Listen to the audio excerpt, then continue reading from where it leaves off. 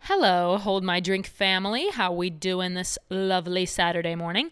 I am putting out a little mini episode this weekend to wet your whistle before another full episode on Tuesday. And I hope that you're having a wonderful weekend wherever you are, whatever you're doing. If you're out on a walk listening to this, or on the treadmill at the gym, or on a drive to go do something fun, or just sitting at home. Wherever you're listening to this podcast, thanks for being here this weekend. And today's episode might not be for everyone. I'm going to be talking a lot about protein and weightlifting. I've gotten a lot of questions on my social media about protein specifically, but also just kind of my fitness and nutrition journey. It's something that happened a little bit later in my sobriety. And I understand that this is not a priority for everyone who gets sober. Like, the priority is quitting alcohol. So if this episode is not for you, I'm sorry, but there will be another episode that I'm sure you will love on Tuesday after the weekend. So for this episode, it's all about protein, weightlifting, kind of nutrition, and how that's all changed my life. So let's get into today's episode. Welcome to Hold My Drink, a sobriety podcast. This is a no judgment zone. I really freaking like my life without alcohol. You're not alone. I hope you feel seen. Sobriety has changed my life completely. All right, what should we talk about first? Protein or weightlifting? I think let's go for protein. So I got interested in protein because I started going to the gym and I wanted to put on muscle.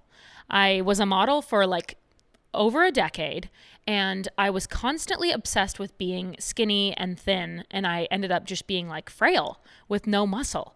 And I didn't want to put on muscle because then I would look too big. I was afraid of lifting weights. And finally, I've achieved this really healthy relationship with my body, and I actually want to be strong and have a body that can lift things and do things and make it so that I can live a long time and lift up my kids and just be physically fit and live a long, healthy life all the way till the very end. So my priorities are just different now. It's not about being skinny. It's about being strong. And I'm so happy that I have that relationship with my body. But anyway, the desire to build muscle is what led me to protein, because I learned that in order to build muscle, get bigger, you have to eat your body weight in protein. So let's say you're 140 pounds, you have to eat 140 grams of protein or more to put on muscle, which is a lot. In fact, I think it's too much. That's a cool goal to have. And if you literally wanted to bulk up and get huge, you need to be hitting your protein goals. But for me, this was all so new. Okay. My nutrition when I was a drinker was so bad. Maybe the worst you've ever seen. I would be surprised if you were able to find somebody who had worse nutrition than India Gantz, your host right here, did during her drinking days. For breakfast, I would have 2 Coors Lights and shredded cheese.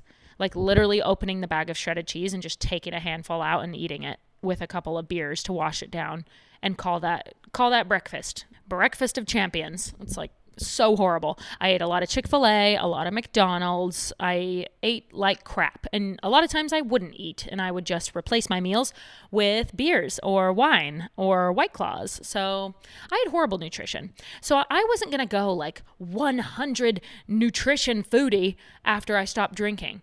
It's all about moderation, right? I firmly believe that in order to stay sober, you cannot at the snap of a fingers turn into a sober person who goes to the gym, who eats healthy, who drinks enough water. It's too fast. So I definitely focused on just being sober in the beginning of my sobriety. For probably the first 4 months, if I'm being honest, my priority was don't drink. And I would try to mix in some walks. I started moving my body a little bit more. But at 4 months is when I started going to the gym. And then maybe at 6 months is when I started to care about my nutrition, focusing on high protein, low calorie in order to lose weight. It was a process, and it was a slow process. And I think that's the only reason I've seen success, is because I didn't just jump into a whole new lifestyle right away. They were very slow implementations into my life. And because I did it slowly, and one thing at a time, I've been able to maintain it, and I've lost almost 40 pounds. So cool, neat, love that. But the protein. Okay, a couple of benefits to eating high protein. Number one is makes you stronger, makes you grow muscles. Like that, having muscle is never a bad thing. Women have been taught for so long that having muscles is bad and scary and you will look like the Hulk. Do you know how many guys try to look like the Hulk and cannot succeed?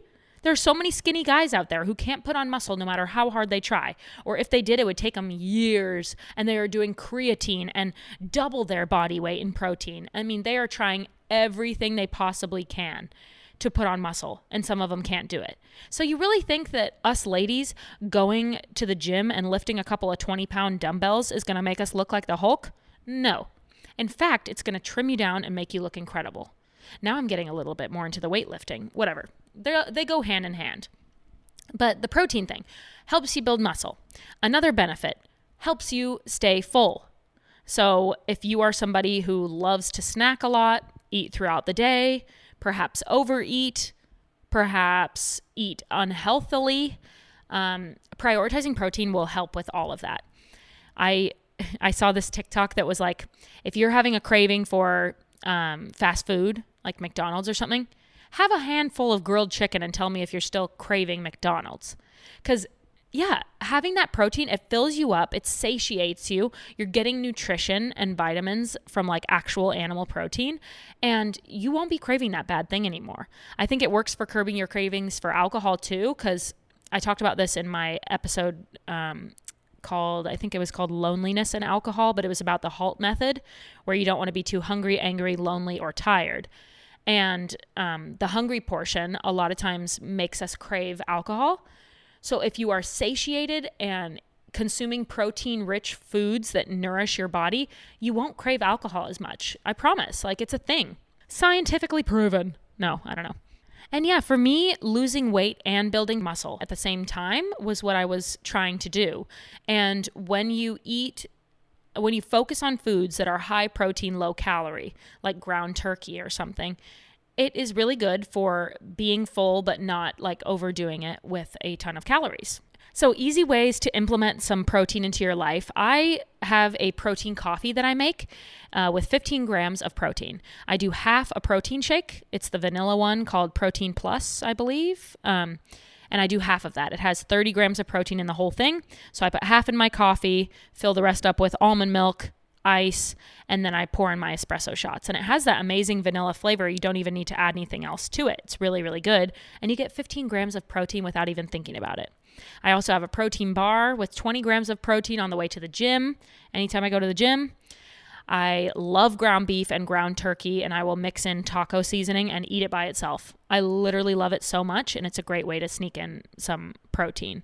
You can sprinkle it on top of whatever you're having, be that a salad or a pasta or whatever. I think like reaching any sort of goals with protein is so intimidating.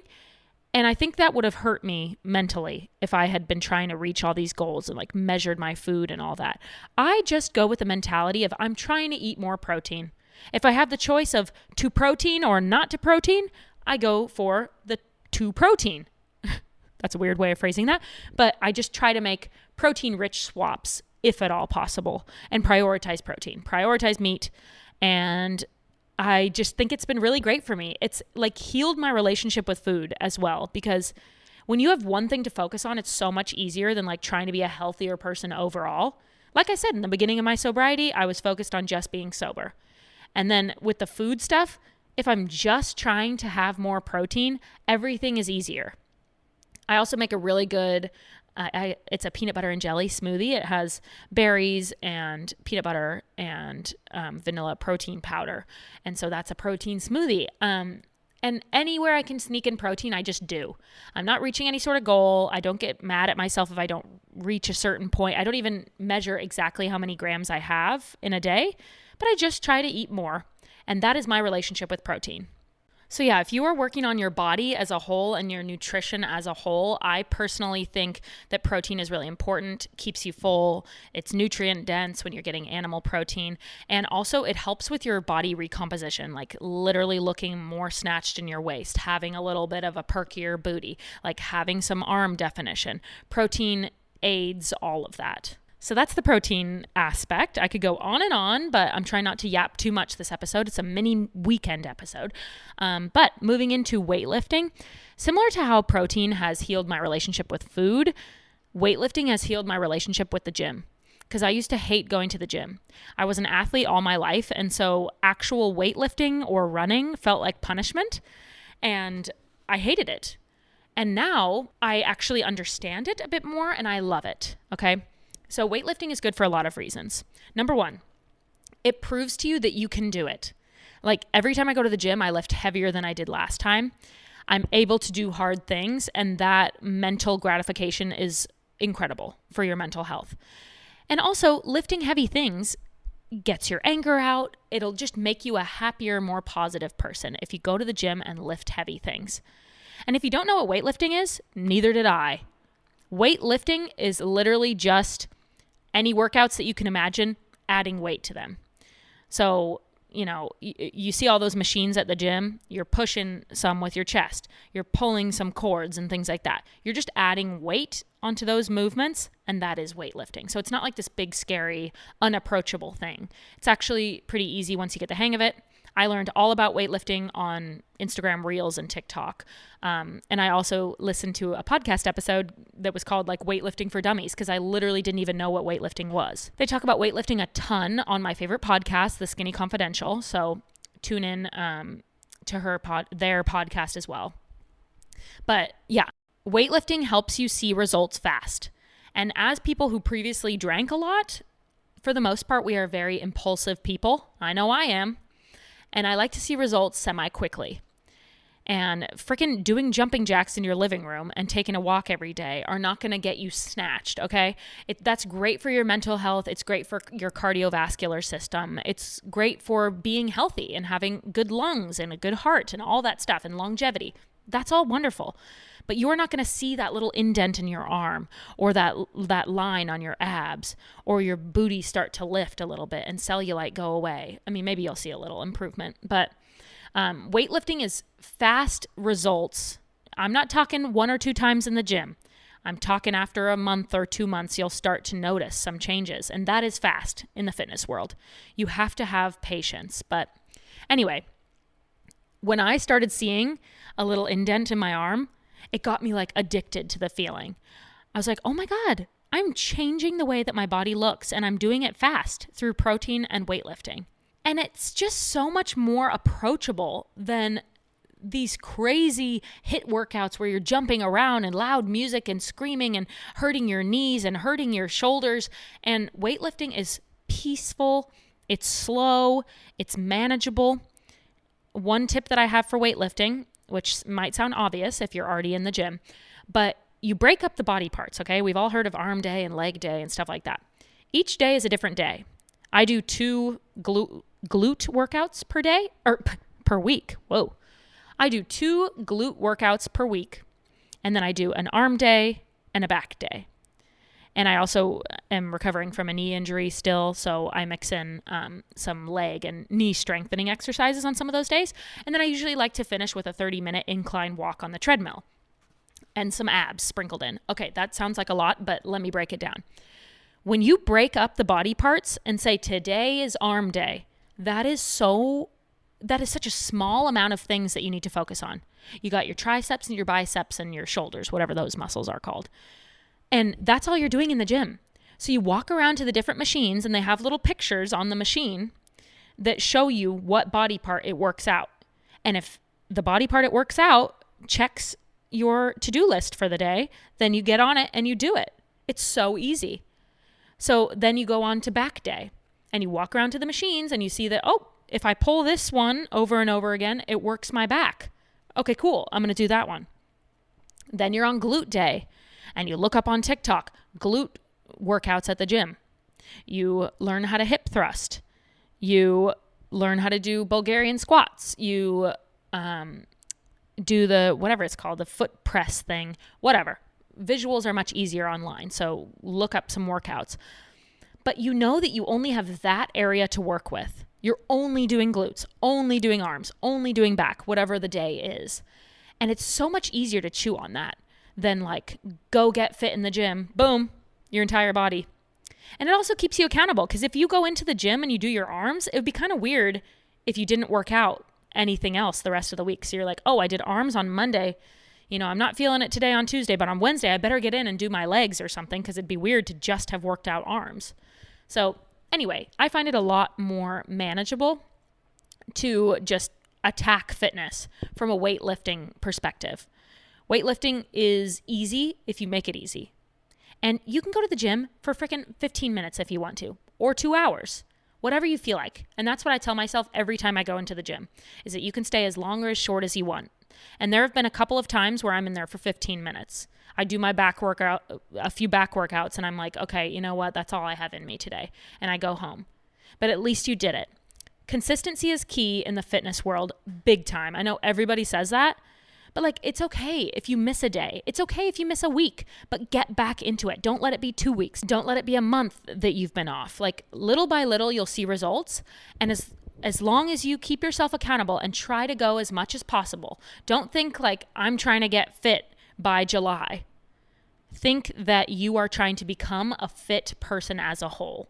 There's no end goal. You will always be doing this fitness routine, and you will always be getting more fit and creating a healthier body and a healthier life for yourself. So there's no fast, quick goal, although you do see results pretty fast with weightlifting. Trust me, it's an impulsive person's dream. But we're in it for the long game.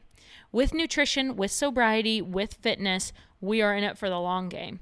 And it's about every day just making good decisions for yourself, not to see results by July or not to reach any certain milestone, but every day just putting your best self forward, and eventually you'll become this incredible version of you. I can confidently say that as somebody who is now 10 months sober, that patience and consistency are key. I did not quit drinking hoping to have a better life literally the next day. It was so that I would, in the long term, create a better life for myself. And then I worked in weightlifting, and then I worked in nutrition. And all of a sudden, I am now somebody who works out 5 days a week, eats pretty healthy, has lost 40 pounds, and doesn't drink alcohol. What a change from somebody who literally just sat on the couch eating shredded cheese and Coors Lights. What a change. Now it's a complete 180, and I'm a totally different person. But it's been 10 months. Okay. So if you're a week sober or 2 weeks sober or 2 months sober, like, you're in the beginning stages and your priority is to stay sober. Don't take on too much right at the beginning. Just slowly start implementing little things as you feel comfortable. Walking is great for the mental health and the physical health. That's what I did in the beginning of my sobriety. I walked. And then started going to the gym, once a week, or doing outdoor workouts or doing workouts at home, like whatever you're comfortable with, and just implement more and more. And eventually you get to this place where you're like, who am I right now? I am like a wellness girly. What a change. So there's my little, not so little, protein and weightlifting episode. It was supposed to be a mini episode, but yap. Here we are at a little bit longer than I had expected. So thank you for listening. Thanks for tuning in. And if this was interesting to you, I am more than happy to make more episodes about fitness and nutrition and wellness as a whole, because it's something I'm really, really passionate about. And I do think that sobriety goes hand in hand with wellness. So let me know if you enjoyed this episode, please, in the comments, or send me a DM on the Hold My Drink TikTok page. You can always email me, holdmydrinkpodcast@gmail.com. Thank you so much for being here, and I'll see you on Tuesday. Bye.